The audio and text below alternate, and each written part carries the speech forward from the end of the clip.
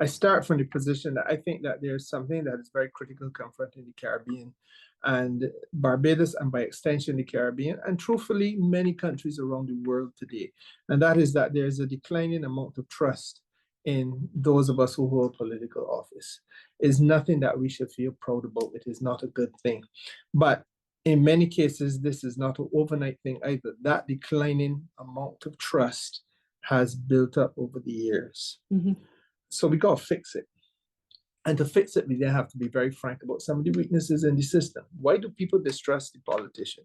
They distrust politicians because in many cases they feel that politicians have played a game with them. Mm-hmm. There is this general thought amongst us Gen Zers and millennials that no matter who came in, whether it is B or D, that nothing much seemed to have changed, and the philosophies weren't that different. Right. So if we've seen our parents, our grandparents voting and nothing has really fundamentally changed in the system, then there is a sense of mistrust in our politicians. And over the years, we have to be frank, this has led to voter apathy. And voter apathy has been a challenge, not just in Barbados, but globally, because once again, there's this idea that politicians aren't to be trusted.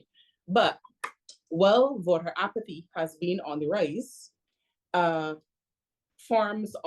newer forms of democracy have been viewed within using social media.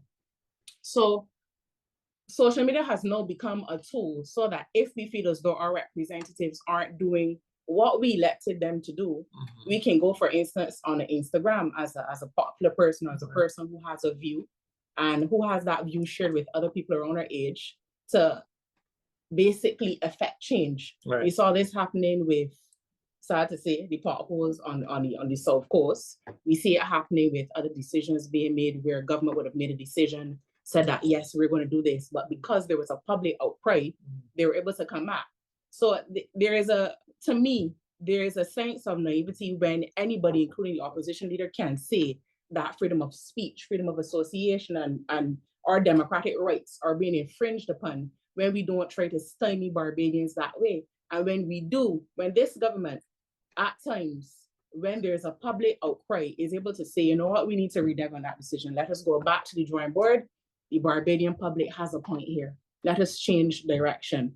I think that what we are hearing from the Democratic Labour Party, and I may have said this in Parliament, is that the argument is really a bogus argument, and it is designed to shield them from scrutiny and from the public scrutiny revealing a nakedness of their policy, that you really don't have a lot of substance behind what you're saying, and that you are using this argument as a construct behind which to hide and throw big rocks at Prime Minister Mottley to say, she's a dictator, she's a despot. And I invite the Democratic Labour Party to indicate what are the specific powers that the Prime Minister of Barbados now holds that you feel are excessive? What are these specific powers that you feel are too much and therefore should be restrained? And to what extent must they be restrained or removed? But nobody has spoken to that. And if you haven't said where there is excessive power in the office of Prime Minister, but you're only saying there's too much power and she's a dictator, then to me, you're really not advancing a serious argument. There's room in this discussion now for us to come to specifics. Some people say you put up or you have to shut up. And that is where I think, unfortunately, they are. We cannot continue to have this simple, I call it twiddly-dee and twiddly-dum, where you pointing a finger at me and you say some foolishness and I point back a finger at you. And the new world that we're living in is too fraught with challenges which are extremely difficult.